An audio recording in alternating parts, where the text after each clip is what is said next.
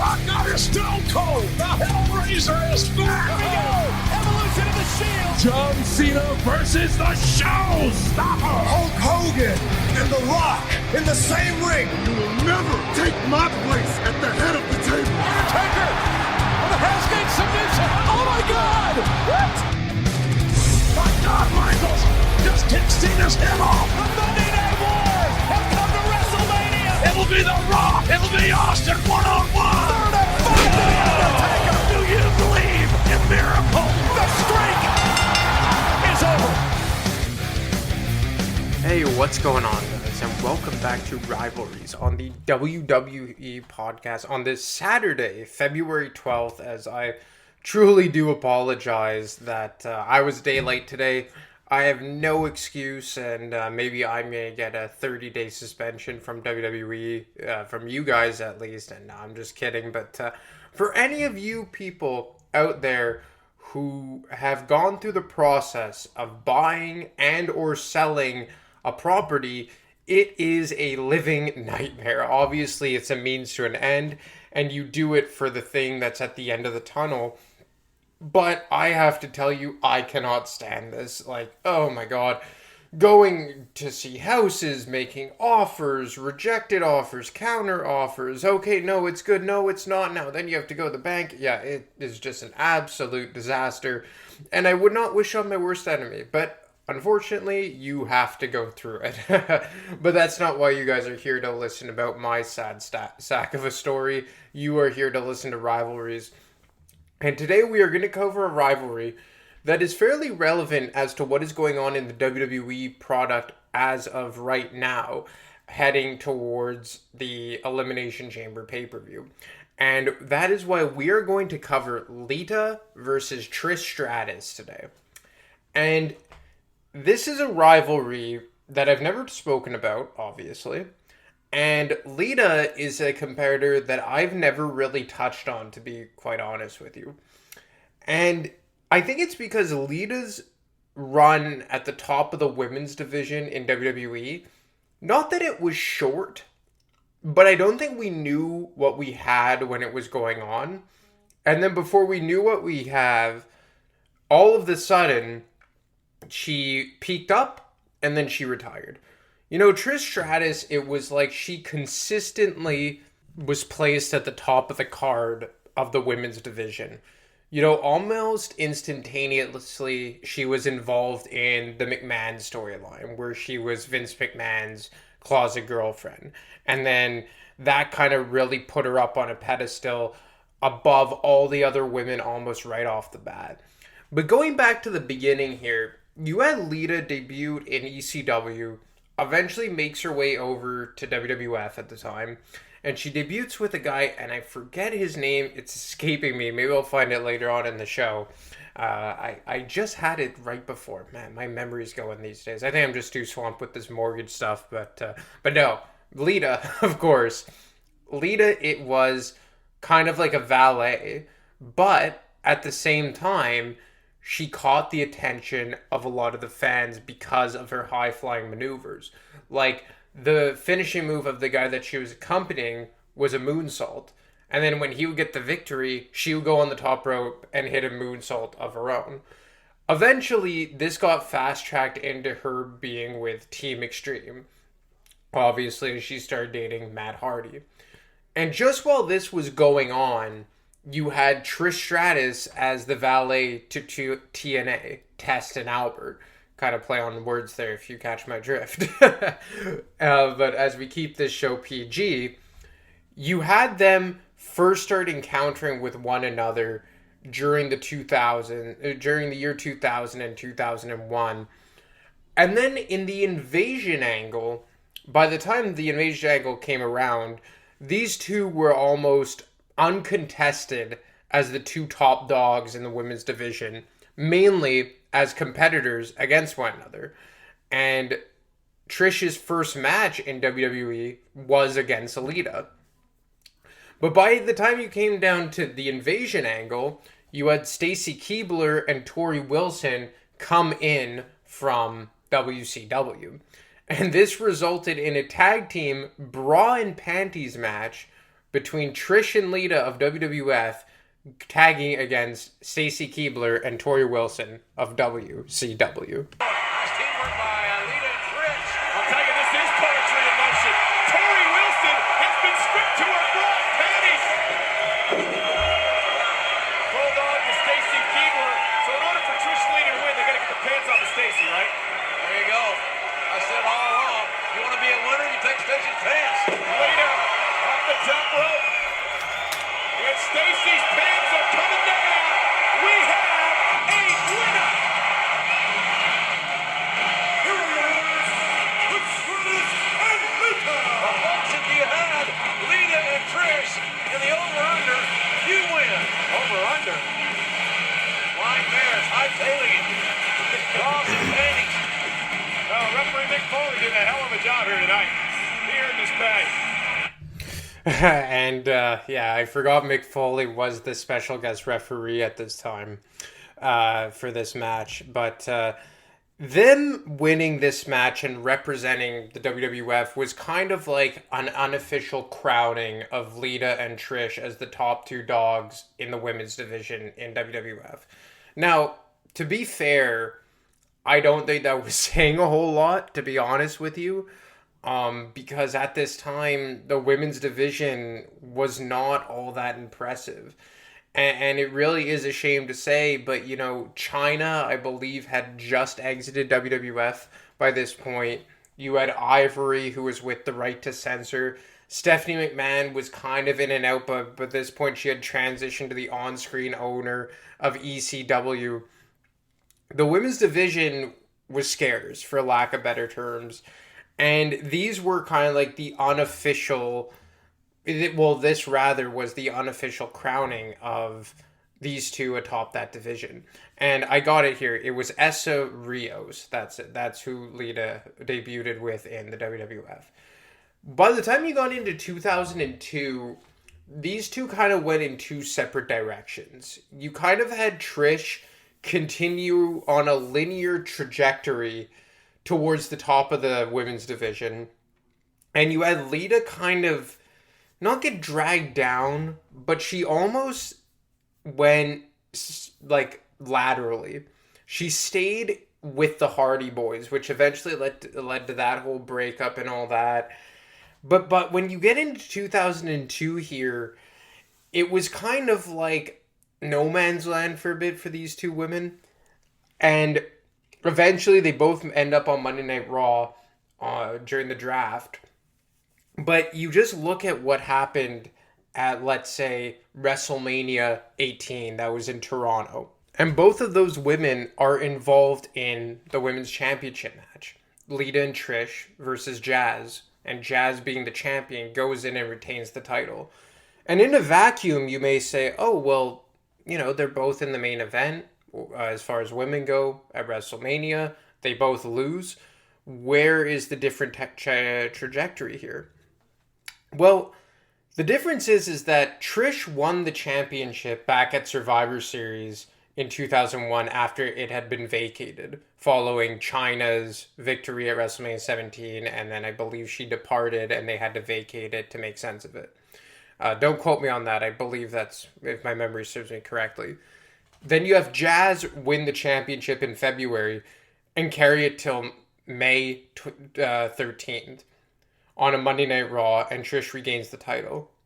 After that, Molly Holly wins it, and Trish gets it back. And then Victoria wins it, and Trish gets it back. Do you see a bit of a trend here?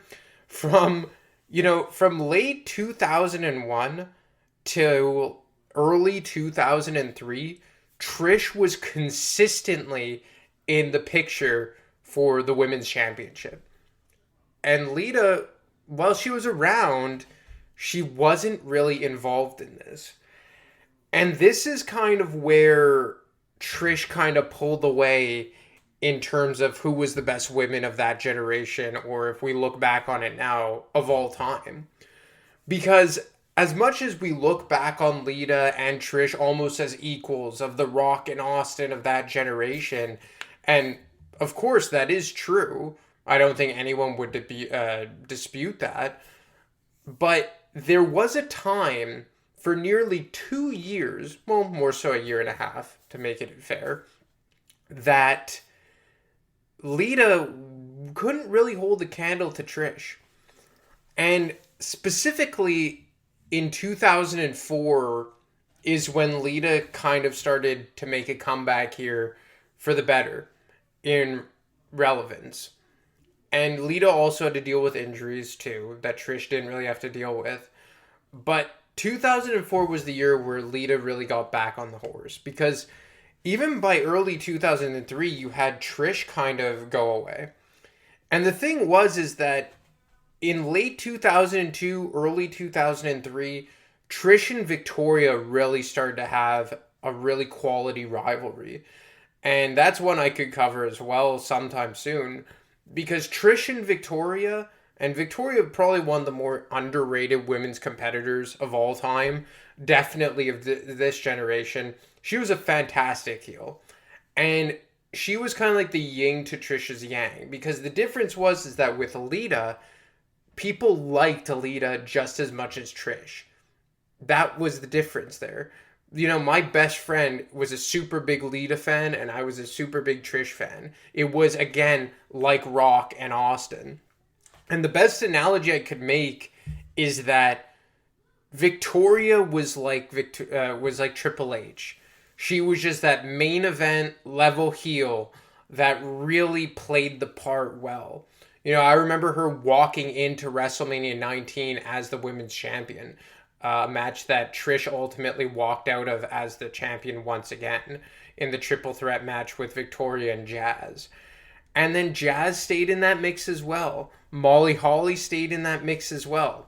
Gail Kim had a brief run as champion in the summer of 2003, but there was a spurt there for about 6 to 8 months where it was Trish, Jazz, Molly Holly, and Victoria. And Lita was nowhere to be found. Now, obviously, that was because she had a brief stint in television. I believe she played in the movie Dark Angel, if I'm not mistaken. And she broke her neck actually filming that. And that kept her out of action for almost a year. And then, obviously, when she came back, she had to do a lot of recuperating. So that, of course, played a large factor in Lita not being in the main event scene in 2002, 2003, and even for large stretches in 2004. But it didn't change the fact that Lita had a lot of making up to do, a lot of ground to make up, rather, when she did return. Then, obviously, in 2004, she gets involved in the love triangle angle with Kane and Matt Hardy. The on-screen one, and don't worry, we're getting to the real life one. And obviously there's the Black Wedding on Monday Night Raw, and then Kane fights Matt Hardy at SummerSlam for rights to Lita. Lita gets pregnant, all that, and it ultimately leads to Matt Hardy being injured and subsequently released.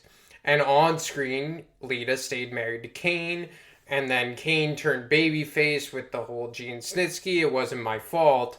So this got Lita back on relevant television, at the very least. It was kind of a forgettable story, obviously, with Gene Snitsky pound kicking the baby into the crowd. One of the most infamous clips that I could ever remember in my head. But it really got Lita back on relevant television. And that's what was important, is that they had to get Lita back on a relevant trajectory to get her back to the top of the card. And while they were in the process of doing so, and as a babyface, I may add, because obviously the entire angle with Kane, kind of she was like being forced with him against her will, and then obviously she has the miscarriage, she really had a lot of sympathy going her way because of the story. But on the other side, you had a full-blown heel Trish Stratus firing up the ranks. And Trish Stratus had turned heel at WrestleMania 20 when she turned on Chris Jericho. What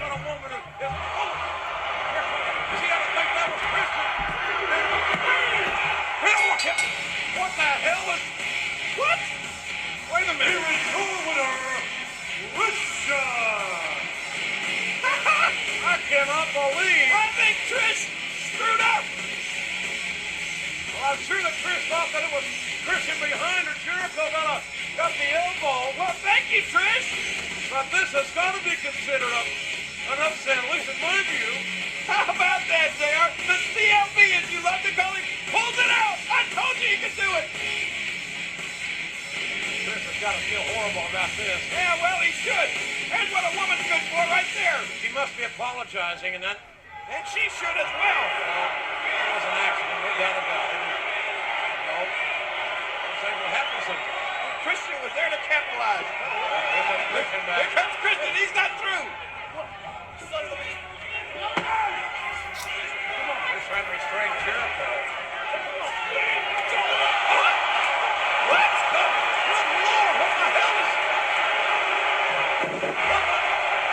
Did you see that? What the hell's going on here?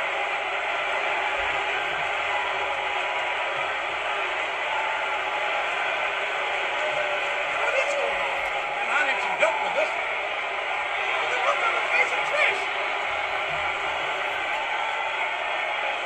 Look at Christian. Somebody got to help me with this one. I don't understand what we have just seen transpire. Look.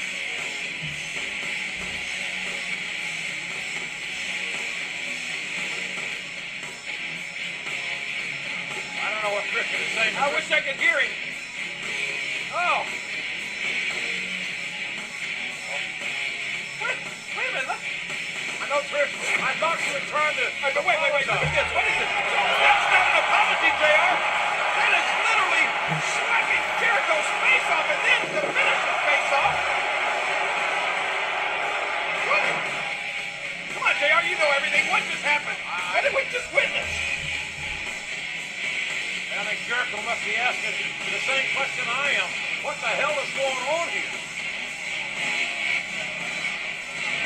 Look at these two. Look at this. Christian's arm around her. Look at that smile on her face.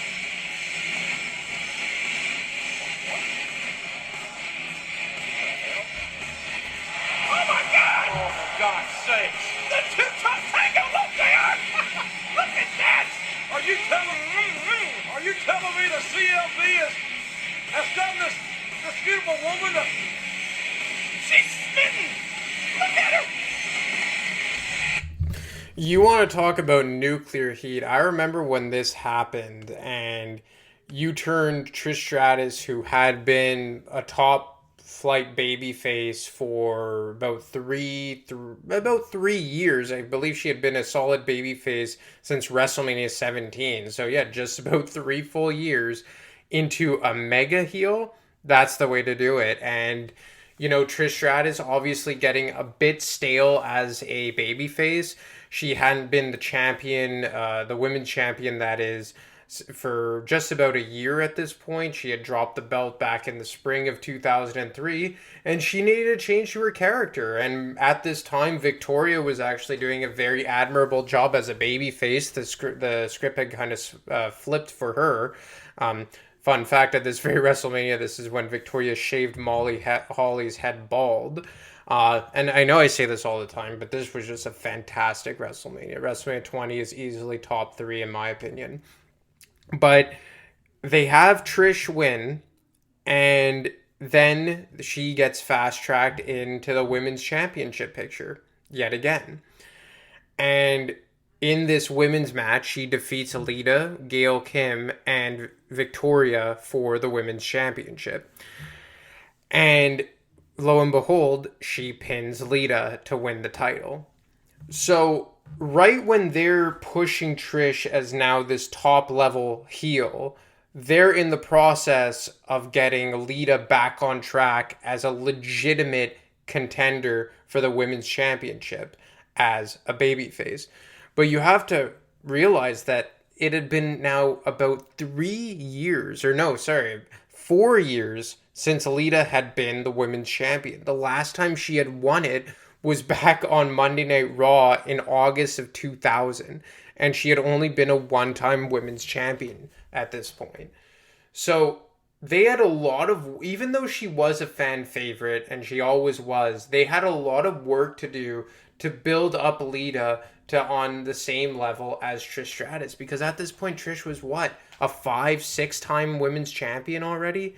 Like, she was built so dominantly, Trish that is, by the time in 2004 that the only one who really kind of held the candle to her was Victoria. Victoria was the yin to Trish's yang for much of 2003 and parts of 2002.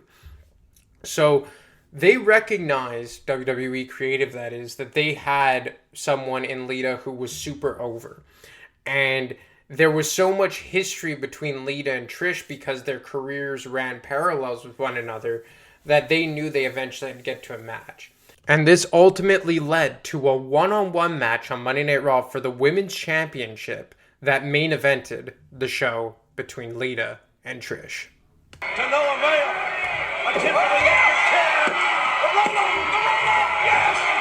No. Oh, that was so close. So close. Downstairs goes Lita. Oh, DDT.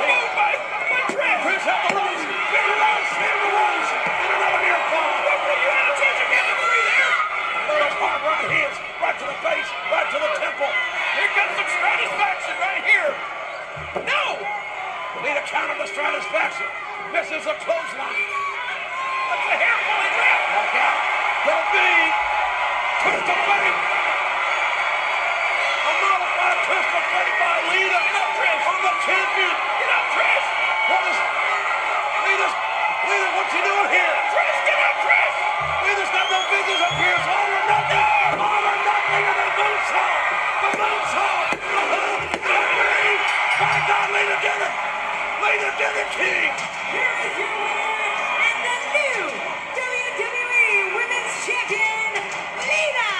I can't believe the effort, the heart, both women displayed.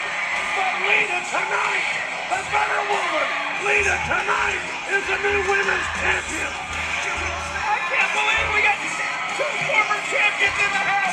First Triple H and now Trish Stratus. No matter what she had to go through, Lita would not be denied here tonight.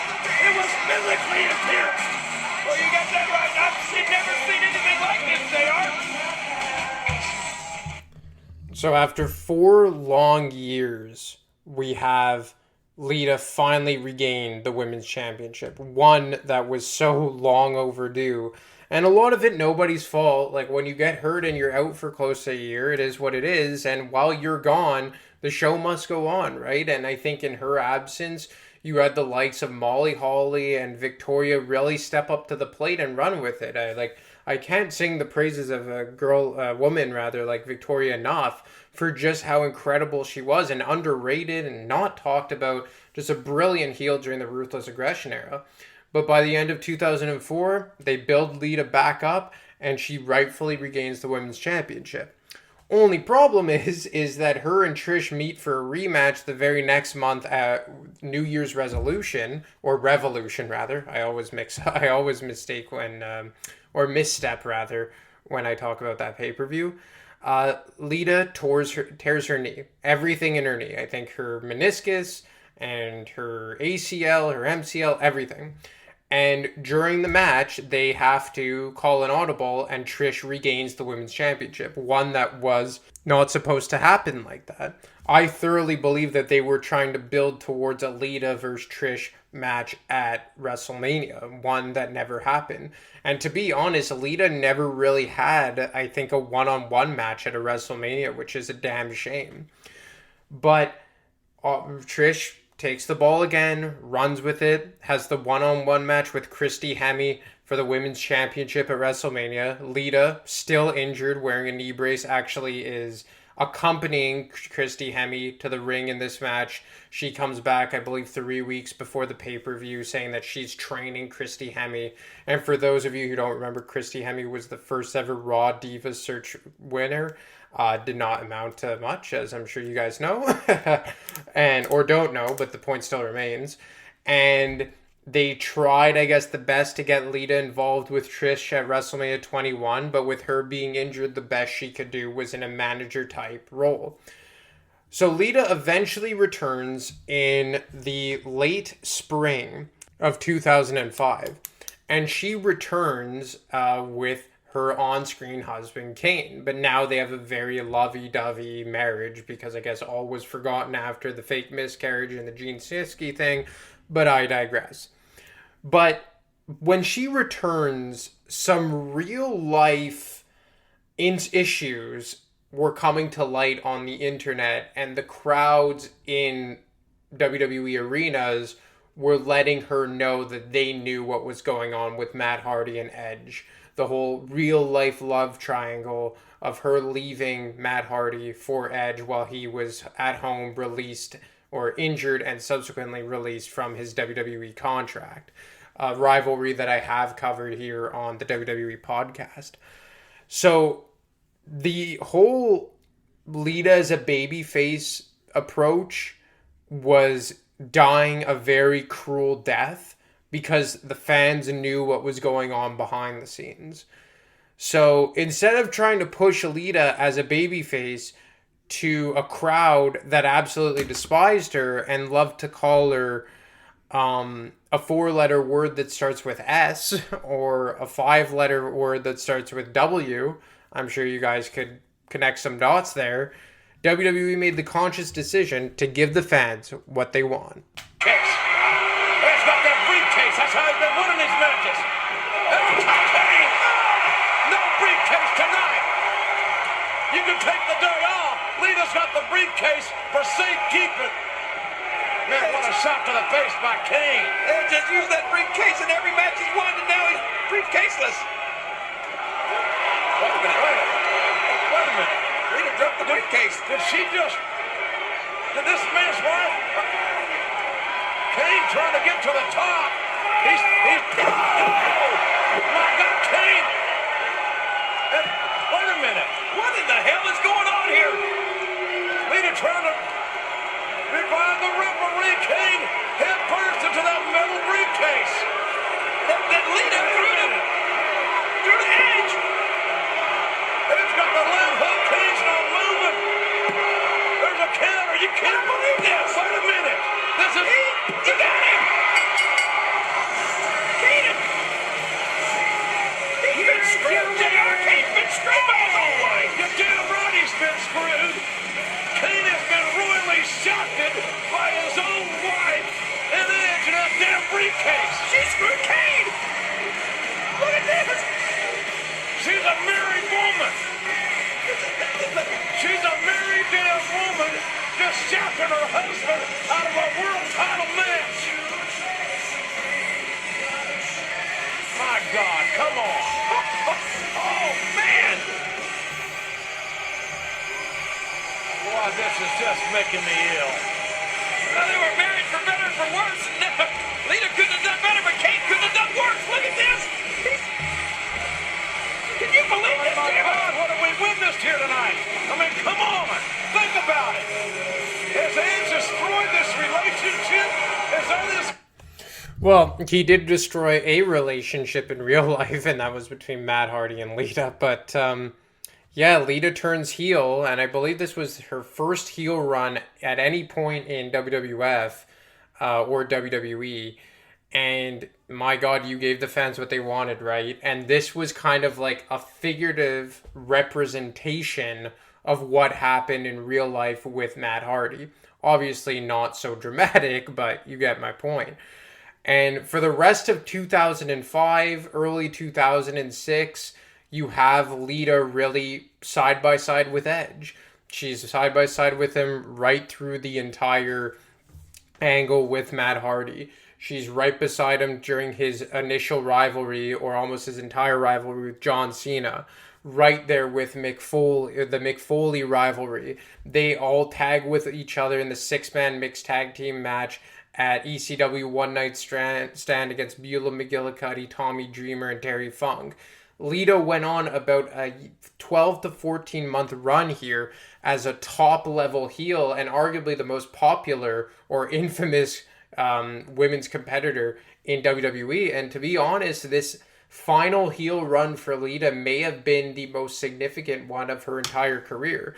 It's unfortunate that it was sparked by real life incidents that was very similar to what they wrote into the television program, But, I mean, you got to work with what you're given, and they struck gold with this Lita character. But right around the same time, you have Trish rebuilding herself as a babyface. And she consistently holds this championship all the way until WrestleMania 22 against Mickie James, another rivalry that I have already covered here on the WWE podcast. And that was a great catapult for Mickie James, who went on a brilliant run in her single white female as heel gimmick. But Mickie James eventually drops the title to Lita in the summer of 2006.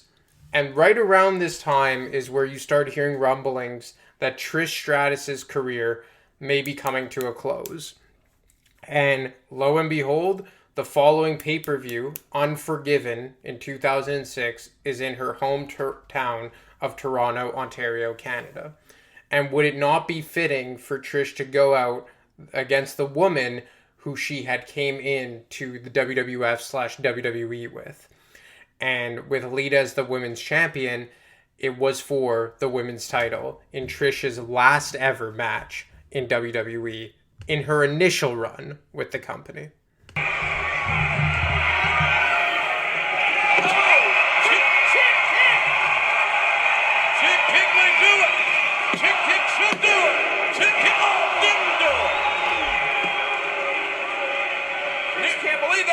I can't either. Near fall here in this matchup for the WWE Women's title. Uh-oh. Lita. Hanging around twist of fate.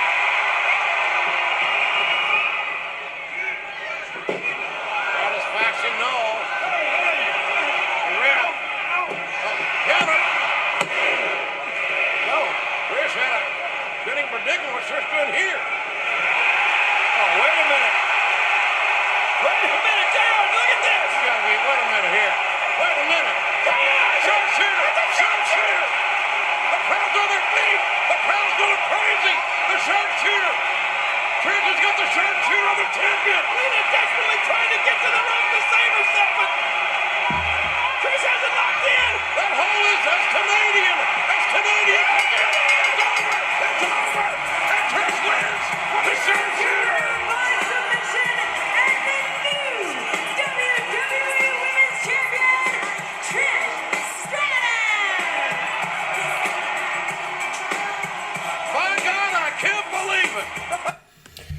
And just like that, Trish Stratus wins the Women's Championship on her final match and appearance in WWE, at least or this wasn't her final appearance. She vacated the title the next night on Monday Night Raw.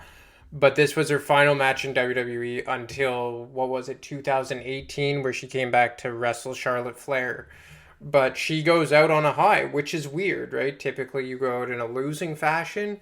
But in this particular instance, Trish wins it with a sharpshooter, which is very apropos in Canada, and vacates the title the next night on Monday Night Raw in Montreal, actually, in my hometown. And she walks away and would eventually come back about 11, 12 years later. This title is vacated until Cyber Sunday, when Lita regains the championship. And Lita would hold that title just for a few weeks until Survivor Series 2006, when Mickie James would regain the championship for the first time since the summer and get her revenge on Lita, and following which Lita would walk away from the company as well before the calendar flipped to 2007. And now we have Lita on kind of a comeback tour to go up against Becky Lynch now. And I know some people may be a bit frustrated with this, and I get that. I have the frustration as well when legends come back. But we have to remember here, and I don't think people quite do, that Lita was a pioneer in the women's division, and she was ahead of her time. Lita is a competitor that, in my opinion, could have been just as big as she was then as she is now. Trish Stratus? Yeah, I'm not too sure. I think Trish was kind of a beneficiary of the time she was in, because her wrestling skills weren't great. She was mainly popular because of her accessories and her blonde hair and all that. But Lita, it was obviously, she was not an ugly woman by any stretch. She was a very beautiful woman in her own right, but she was mostly popular because of how athletic she was, how good of a competitor she was in the ring, how different she was. She had a different kind of vibe to her, and she brought like that bad girl punk rock type of attitude to the ring. And I think that if you had a prime Lita nowadays, she would have reached just as big as heights as she did now back then. So that is why I'm okay to let Lita have her little bit of time in the sun here, because she was someone who was ahead of her time. And as for Trish, yeah, maybe she wouldn't have been as big nowadays because the women have such a much bigger platform and there's better and more competitors to deal with, but you still can't take away what she did in her time. And all in all, these two were the Rock and Austin of that generation for the women. But anyway, guys, that's all I got for you today. I hope you enjoyed Lita versus Trish. As always, you can get me on Twitter at AdaMarco25. You can get Matt on Twitter at wrestling_audio, or you can email him at realwwepodcast@gmail.com. Anyway, guys, stay safe out there, and I'll talk to you next week. Thanks for listening to the WWE Podcast. Don't forget to subscribe on your favorite podcast app so you don't miss a show, or head to WWEpodcast.com. And for all of these shows ad-free, head over to patreon.com/WWE Podcast. Until then, we'll see you next time.